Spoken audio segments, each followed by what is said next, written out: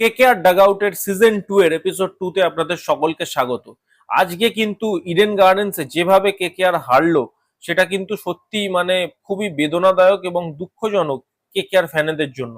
তার কারণ এই কেকেআর ফ্যানেরা কিন্তু খুবই অপেক্ষায় ছিল এই সিজনটা নিয়ে, কারণ গত সিজন তাদের একটা ডিজাস্টার প্রমাণিত হয়েছিল এবং এই সিজনে অভিষেক নায়ারকে মেন্টর করে আনার হেড কোচ করে আনার পর আমরা কিন্তু এক্সপেকটেশন রেখেছিলাম যে হয়তো টিম ভালো হবে। মিনি অকশনে কোথাও গিয়ে একটা কাজে মানে কিছু মানে টুকরো টুকরো করে জুড়ে একটা টিম গঠন করার চেষ্টা হয়েছিল, যে টিমটা অন পেপার ব্যালেন্সও লাগছিল।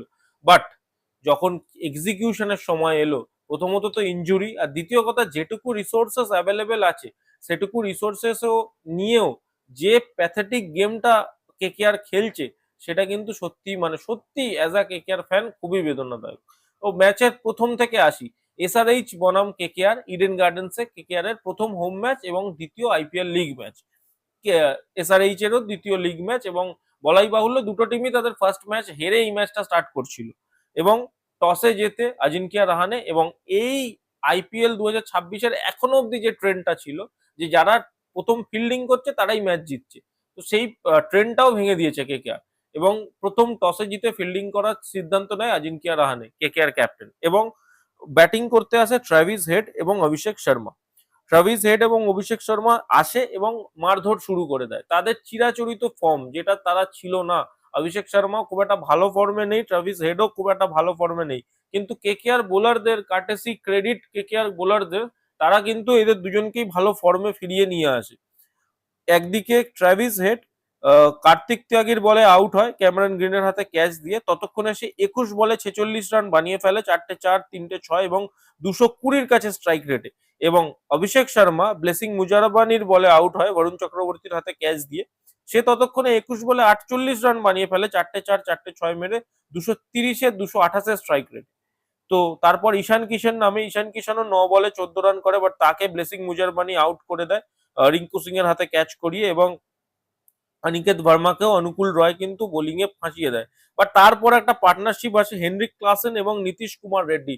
বলাই বাহুল্য নীতিশ কুমার রেড্ডি গত সিজনে যেভাবে ফ্লপ হয়েছিল, সে কিন্তু এই সিজনে বেশ ভালো ইম্প্যাক্ট ছাড়ছে এসআরএইচ এর জন্য, কারণ এসআরএইচ টিমটাকে যদি ভালো করতে হয় নীতিশ কুমার রেড্ডির কিন্তু ভালো পারফরমেন্স করা জরুরি। তার কারণ সে যেমন ইম্প্যাক্টফুল ব্যাটিং এ ইনিংস খেলতে পারে, সে কিন্তু কোয়ালিটি বোলিংও করে দিতে পারে, এটা কিন্তু আজকের ম্যাচেও প্রমাণিত হয়েছে। তো হেনরিক ক্লাসেন তার চিরাচরিত ফর্মে ফিরে আসে, 35 বলে 52 রান করে, 4টে 4 একটা 6 মেরে, সেও ব্লেজিং মুজারবানির বলে আউট হয়। এবং নীতিশ কুমার রেড্ডি 124 বলে 24 বলে 39 রান করে, 4টে 4 একটা 6 মেরে বৈভব অরোরার বলে সে আউট হয়। বাট ততক্ষণে রান কিন্তু অনেকটা বেরিয়ে গেছিল, সে 162 স্ট্রাইক রেটে নীতিশ কুমার রেড্ডিও খেলেছে। এবং লাস্টে হার্স দুবে 3 বলে 9 রান করে। টোটাল ইনিংস চলে যায় এসআরএইচ এর 226 রান 8 উইকেটের বিনিময় 20 ওভারের শেষে। এবং কেকেআর বোলারদের যদি আমি ফিগার বলি, মানে শুনতেও খারাপ লাগবে যে ইডেনের মাঠে আমি জানি কেকেআর পাটা পিচ হয়, সব বোলাররা মার খায়, তা বলে কনসিস্টেন্টলি সবাই মার খাবে এটা হয় না। তো বৈভব অরোরাকে দিয়ে শুরু করি। বৈভব অরোরা 4 ওভারে 47 রান, 11.75-এর ইকোনমি রেট, 2 উইকেট নেয়। ব্লেসিং মুজারবানি আজকের দিনের টপ বোলার, কেকেআর এর হয়ে বেস্ট বোলার আমি বলবো, 4 ওভারে 41 রান দিয়ে 4 উইকেট নেয়, 10.25-এর ইকোনমি, যদিও সেও যথেষ্ট রান খেয়েছে। তারপরে আমি যার কথাটা বলবো সেটা মানে আমি প্রথমেই প্রেডিক্ট করেছিলাম আমার সোয়াট অ্যানালিসিস ভিডিও বা তার আগের ভিডিওতে যে কেকেআর এর কি প্রবলেম হতে পারে, সেখানেও আমি বলেছিলাম বরুণ চক্রবর্তীর কিন্তু ফর্মটা, যে ইন্ডিয়া ভার্সেস ওয়েস্ট ইন্ডিজের ম্যাচ বা তারপরে ইন্ডিয়া ভার্সেস ইংল্যান্ডের ম্যাচ যেটা টি-20 ওয়ার্ল্ড কাপে চলছিল, সেখান থেকে যে চলে গেছে সেই ফর্মটা কিন্তু আর ফিরে আসেনি। বরুণ চক্রবর্তী এই ম্যাচে 2 ওভার মাত্র বল করেছে, এবং একটা প্রিমিয়াম বোলার, প্রাইম বোলার, যে কেকেআর এর মেন তুরুপকা ইক্কা আমরা যাকে বলি হিন্দিতে, তাকে মাত্র 2 ওভার বল দিয়ে ক্যাপ্টেন রাহানেকে তাকে স্টপ করিয়ে দিতে হয়েছে। 2 ওভারে 31 রান দেয়, 15.50-এর ইকোনমিতে। এবং বলাই বাহুল্য কেকেআর এর স্ট্রং পয়েন্ট হচ্ছে স্পিন বোলিং, সেই স্পিন বোলিংটাই ভেঙে গেছে। সুনীল নারিন 4 ওভার বল করে 39 রান দেয়, 10-এর নিচে ইকোনমি রেট রাখতে সে সাকসেসফুল হয়, বাট উইকেট কিন্তু উইকেটলেস চলে যায় সে। কার্তিক ত্যাগী আজকের 4 ওভারে 48 রান দেয় 1 উইকেট নিয়ে, এবং অনুকূল রয় 2 ওভারে 16 রান দিয়ে 1 উইকেট নেয়। এখানেও ক্যামেরন গ্রিনকে আমরা বোলিং করতে দেখিনি। আমি জানি না ক্যামেরন গ্রিন কবে থেকে বোলিং এর জন্য ফিট হবে, যদিও ক্রিকেট অস্ট্রেলিয়া বলেছে এখন সে বোলিং করতে পারবে না, এবং সেই রুলসটাই ফলো হচ্ছে। কেকেআর সব দিক থেকেই ফেঁসে গেছে কিন্তু। মাতিসা পাতিরানাকে তারা প্লেইং ইলেভেনে খেলাতে পারছে না ইনজুরির জন্য, মুস্তাফিজুর রহমান এলো না কনফ্লিক্টের জন্য, ব্লেসিং মুজারমানি অতটা এফেক্টিভ নয়, এবং হর্ষিত রানা রুলড আউট হয়ে গেল। এই সমস্ত করে মোটামুটি কেকেআর মানে ইনজুরি নিয়ে তো পাজল, তার সাথে সাথে ক্রিকেট অস্ট্রেলিয়া বলেছে ক্যামেরন গ্রিন বোলিংও করতে পারবেন। আমার মতে মানে এখন যা সিচুয়েশন তৈরি হচ্ছে, কেকেআর এর একটা মানে আন্দ্রে রাসেলের বিকল্প প্লেয়ার দরকার, যে বোলিংও করতে পারবে ব্যাটিংও করতে পারবে লোয়ার ডাউন দ্য অর্ডারে, বাট সেটা কিন্তু তারা পাচ্ছে না। কেকেআর যখন ব্যাটিং করতে আসে ইম্প্যাক্ট প্লেয়ার হিসাবে ফিন অ্যালেনকে নামানো হয়। রাহানে ফিন অ্যালেন ওপেনিং করতে আসে। ফিন অ্যালেন 7 বলে 28 রান করে, 4টে 4, 2টো 6, 400 strike rate, but say out হয়ে যায়। আর দুবের আসে ক্যাচ দিয়ে দেয়। আজিনকিয়া রাহানে 10 বলে 8 রান করে, আজকে যেরকম ইনিংস খেলার দরকার ছিল সেরকম একটুও খেলতে পারে না, এবং জয়দেব উনাদকাটের বলে সেও ঈশান মালিঙ্গাকে ক্যাচ দিয়ে দেয়। দেন ক্যামেরন গ্রিন রান আউট হয়ে যায় ঈশান মালিঙ্গার বলে, এবং তারপর আংরিশ রঘুবংশী এবং রিঙ্কু সিং এরা দুজন মিলে একটা পার্টনারশিপ বিল্ড করে।